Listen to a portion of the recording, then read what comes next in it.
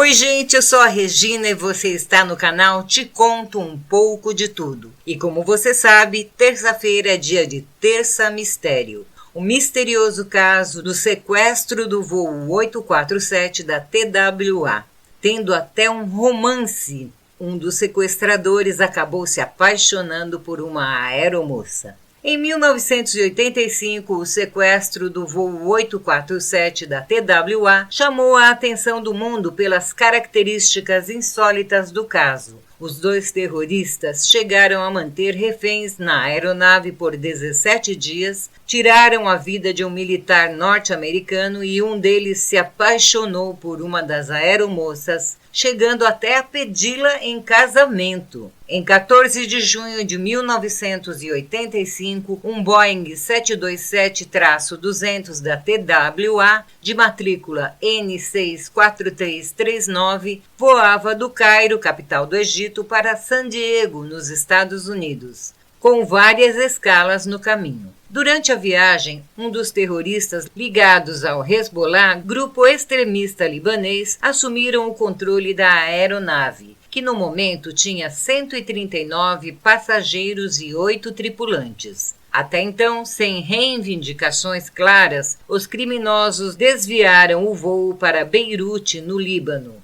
onde libertaram parte dos reféns em troca de combustível. O avião decolou novamente e seguiu para Argel, capital da Argélia, onde ele permaneceu sob o sol escaldante do deserto do Saara, sem ar-condicionado, o que levou muitos a bordo a passarem mal. Por esta razão, os terroristas chegaram a libertar mais alguns passageiros. Foi apenas nesse momento que os sequestradores detalharam suas exigências: a libertação de centenas de libaneses das prisões israelenses, algo que o governo de Israel não pretendia atender. Durante o sequestro, os criminosos espancaram vários reféns e ameaçaram tirar suas vidas, se suas reivindicações não fossem atendidas. Mais tarde, o Boeing retornou para Beirute, local em que presenciou uma cena grotesca do caso. O passageiro Robert Stetton, 23 anos, um jovem mergulhador da Marinha dos Estados Unidos, foi brutalmente espancado e teve a vida tirada pelos terroristas. O corpo do homem foi lançado da aeronave para o pátio do aeroporto libanês, em frente às lentes das câmeras de televisão e dos jornalistas que acompanhavam o sequestro desde o início. No mesmo local, as câmeras filmaram quando os homens fortemente armados entraram na aeronave antes de decolar mais uma vez de volta a Argel. Na capital argelina, mais 65 passageiros foram liberados, como parte das negociações. Depois de um longo período, o voo retornou a Beirute, onde permaneceu até 30 de junho. No último dia do sequestro, os passageiros restantes foram transportados para a Síria, quando foram definitivamente libertados enquanto os terroristas fugiam. Pedido de casamento. Em meio ao medo e à violência dos 17 dias de tensão, uma situação inusitada chamou a atenção das autoridades. Desde o começo, a comissária Uli Dickerson assumiu o importante protagonismo durante toda a crise. Dickerson foi a primeira tripulante a ser abordada pelos sequestradores, que gritavam palavras em árabe. Ela tentou falar em inglês com eles, sem sucesso. Aí tentou algumas palavras em alemão. Um dos terroristas havia passado parte da vida na Alemanha e conhecia parcialmente o idioma, o que foi suficiente para que a comissária fosse oficializada como intermediária das negociações e única pessoa na aeronave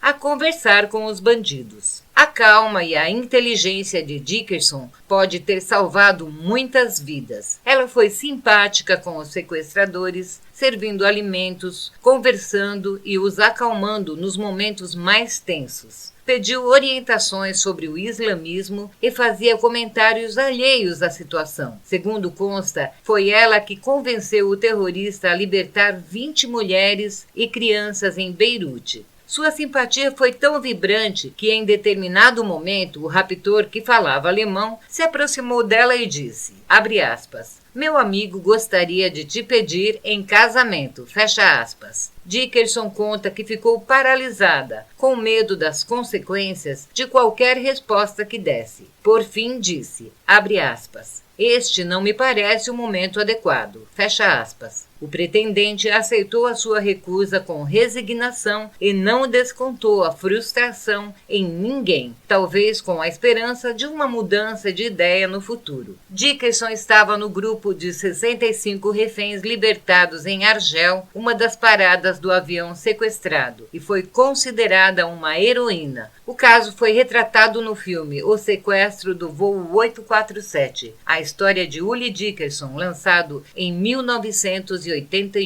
36 anos depois, o acordo para a libertação dos reféns nunca foi divulgado, mas a fácil fuga dos terroristas chamou a atenção de todos. Algumas semanas depois, Israel libertou prisioneiros libaneses exatamente como queriam os sequestradores, mas o país sempre negou que a atitude tivesse qualquer relação com o sequestro do voo TWA 847. Segundo o FBI, pelo menos 4 pessoas estiveram envolvidas no sequestro. Em 1987, Mohammed Hamad foi preso na Alemanha com explosivos na bagagem. Foi julgado e condenado à prisão perpétua, mas foi posto em liberdade condicional em 2006 e fugiu para o Paquistão para nunca mais ser encontrado. Outro extremista, Imad Mughni, perdeu a vida durante um atentado em Damasco, capital da Síria, em 2008. Sem nunca ter cumprido pena pelo caso do TWA. Hassan Is al-Din e Ali Atwa foram considerados foragidos e permanecem até hoje. Em 2019, um libanês de 65 anos foi preso na Grécia, sob suspeita de conexão com o caso. Ele foi liberado semanas depois por insuficiência de provas e uma suspeita de identidade trocada. O sequestro do voo TWA 847 segue muito mais cheio de perguntas do que respostas. E eu espero que você tenha gostado da Terça Mistério de hoje. Eu volto nas demais playlists no decorrer da semana.